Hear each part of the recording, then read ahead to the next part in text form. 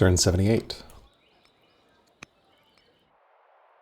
Well, our little unit here got killed. Question is, what do we think? So part of the problem here right now is, because he has this lake and it's within his borders, it's also worth noting he set up a onager there, which these 3 tiles are in range. Question is, do I want to build a fort here? Because he can just hit that. I think it's just that onager that can hit that. I have issues when he gets an onager on that site as well.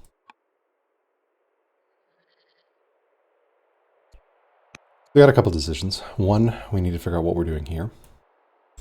We do have some forces here that we can pull over. Like something like this.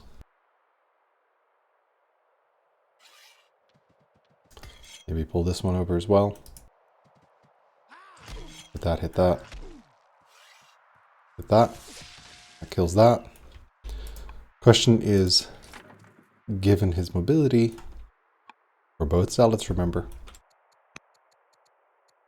We're both zealots. His heir is another zealot. Where my heir is a unknown yet. Will not be a zealot though.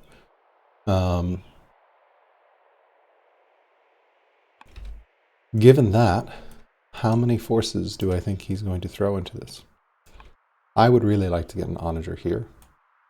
I acknowledge I do not have sufficient troops here right now.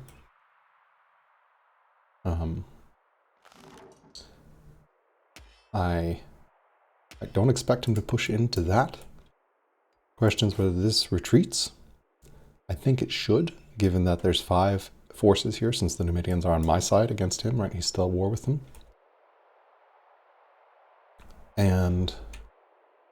But he could easily bring another hoplite over here and attack that and kill that, right? So that can go there. This hoplite, for some reason, will do a lot of damage. Why is this hoplite doing so much damage relative to this hoplite? It's got focus and it has a crit up. That's why. That hoplite can crit there. These onagers can't reach that, right? This hill is safe. You can't get onager there. You can pull in more hoplites here. So let's theory this out. Let's say he moves this hoplite down here, takes the crit, hits here, pulls forward another hoplite, which you can get here. Is that enough to kill? I'm at 19. This hoplite does 4, so 15. This hoplite does a lot. What is that? That is 10. Yeah, so 4. And then we'll just pick an arbitrary hoplite here. That does 5. So he can kill that. He can kill that pretty easily, and I'm not going to have a response. Partly because I think the problem here is he can move across this lake. I have pretty shitty connectivity here. Just not a lot. So I think it's actually in my interest to pull back. I don't think it's worth pushing. Maybe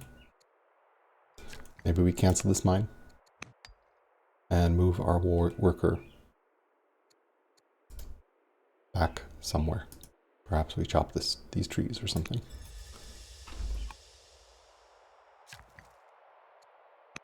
That seems reasonable. It's going to be much more challenging for him to push in there. We can also get this maceman over here, maybe. See, with that zealot movement, you can actually get all the way over here. One of his hoplites, this one, has the crit. I feel like him pushing into this city.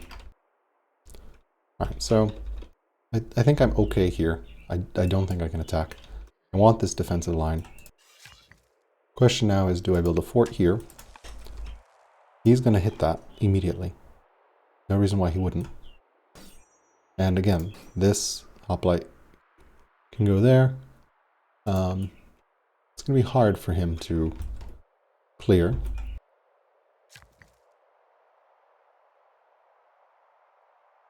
So I could do something like this, cut, cut, cut, cut, and then build this fort here. That makes it very hard for him to attack that fort. He will hit that, which will delay the fort. I can swap in another maceman, potentially, from here or something. We'll fortify there. I think I want that fort because I need to be able to heal as he hits me. So I could see him push in here, but since I just chopped those forests, it's going to be really hard for him to push in. And I have a lot of my units there, so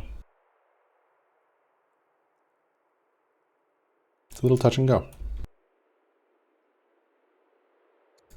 I think I like that, and I really need to get that fort up. So here, we've got a worker. I would really like to get this road up and running. I can connect, add road, and chop trees while we're at it. Cut trees, add road, and add road. Now I have a road that links this way, which lets me get this at least over here. Like another road. This guy finished as well. So you can build a road here, build a road here, build a road here, build a road here, and we're connected. Which means this can actually get here in time now, which is what I want. I want to set this up. That can move there, that can move there. That can unlimber there. We have an onager and a pretty good hill with a road leading to it. This is the power of those trader workers there. Here we will kill that Numidian. We're actually out of orders. Military movement takes a bazillion orders. Yeah. We'll want to... I think I want to buy 1, 2, 3 orders. Priority 1 right now is get these onagers down here. So we need to get onagers down here. 1, 2, 3 more orders, I think, because we have...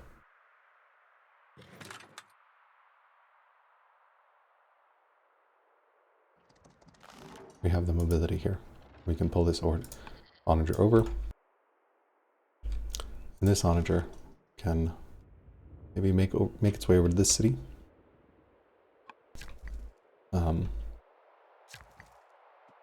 One, two. It's really bad buying this many orders.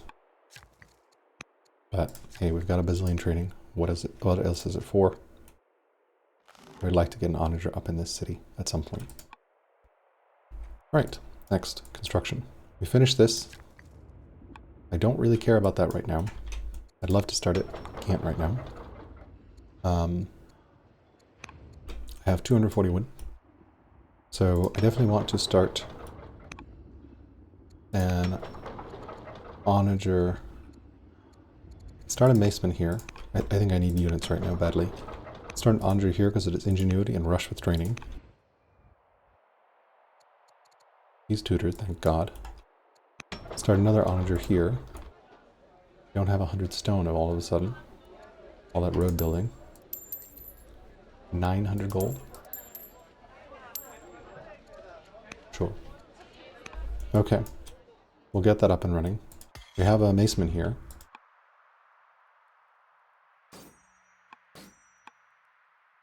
I think we're okay. Just feeling very, very short on orders at the moment. We'll get another free onager. We just need to set up a defensive position here. That was a lot of orders to chop that, but I think it's good. We're not planning to advance. And he can only hit us with this one. So, can he attack here? Yeah, if he wants to. But I've got forces somewhat nearby. Really feeling horribly order constrained. burned a lot of training, but that's fine. We're making 200 training a turn. Can also rush out this maceman, which might not be a bad idea either. Although the production of that city is so good. 26. Probably not worth there. They can't rush, but since it's spread this city, I think we can. Here we want another maceman. Can't quite afford Acadian archers yet. And definitely want more macemen to secure a line eventually. All the way down here, I think. Something like that. And then we will push forward very slowly with that line. Eventually we will stop pushing forward because he will get some onagers, we'll have a line of forts, and there will be a standoff. Or he can push in. His forces don't seem positioned like he wants to push in right now. It doesn't feel like he's going to break through. Could be wrong. But it seems like the way my forces are right here, especially with this onager on a hill in a fort, I'm going to have a hell of a time breaking into it. Even if he kills this unit, what is he going to kill that onager with? It's surrounded by 2 macemen and a bunch of Acadian archers who will do a lot of damage to everything here. So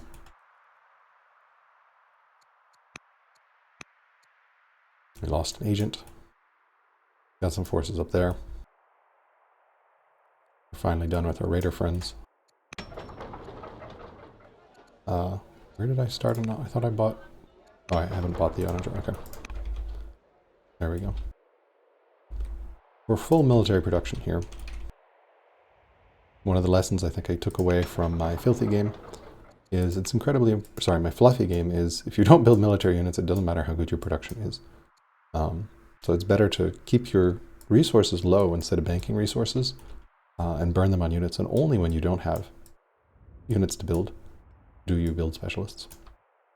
As long as you can support building units, even if they're 7 years, that's fine. Could make a case that here I should actually build an officer instead of this maceman. But the officer is 2 training a year, right? So if we build that officer, and I can't afford the onager there. Thank God for my stone economy, by the way. Let's do some math here. We've got 2 training a year, right? And that'll be increased by 40%. So that works out to 2.8 training a year.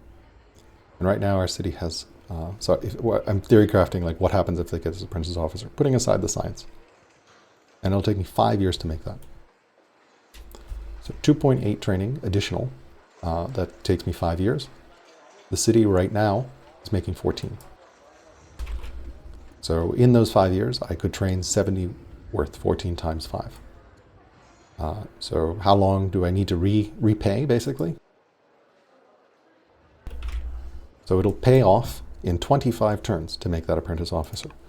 We're in year 78. I don't think at this point I'm going to ever need, like, I don't think I have 25 turns to wait for this investment to pay off right now. We're at turn 78. We have some skirmishes at the border. We will likely have military conflict very soon. So, yeah. Okay, we've got our road network up, which is great. And yeah.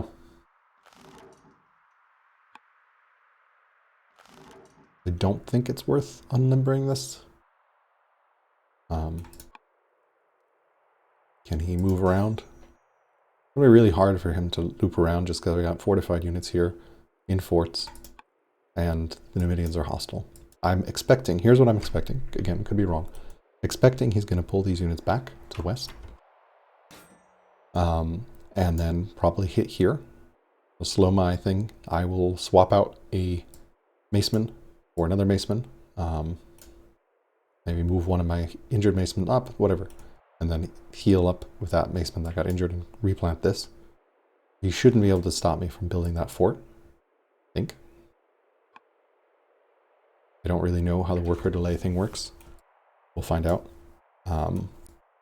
If he does engage, I've got a lot Lacadian archers. Not quite as many onagers in this location as I'd like. So,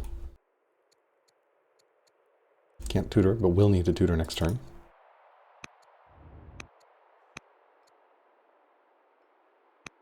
We're very, very order limited right now. Missing those orator orders. We have one more here, an Eridu. Here we are basically economically zeroed out. I think it is appropriate to start an apprentice officer. The civics income here is also pretty good. This is 17.8 civics since I've invested in things to build that. I have a decent governor, so, and I don't have resources to build a maceman or an onager, which are the 2 units I want. And this place can't build. You could build an Lacadian archer, right? I am missing 9 wood, and I'd rather not burn that wood stockpile because I have no way of refreshing it short of chops. Chops are very order inefficient. Really praying for forestry next turn so that at least some of these workers can get me some lumber mills on a river, which will help with the forest income, with the wood income. Okay. Is this the right call here, chopping that forest? He will deal a good amount of damage to that.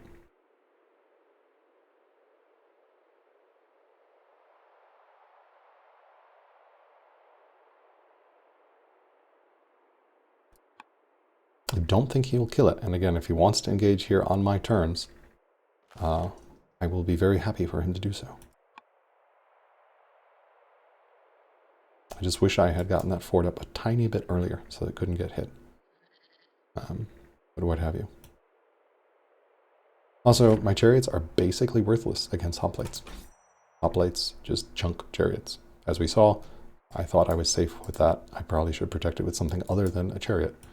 Make him engage more forces, but I do not want to fight here. I don't have defensive units in place. I don't have onagers up. Once I get a line up that I can slowly push forward with, I think I'll feel a lot better. So, all right. Anything we can do here? Can't rush anything. Could rush here. Could rush here. I don't think it's worth it because I'm not going to be able to build units in those cities. Not sure. I rushed out the onager here already.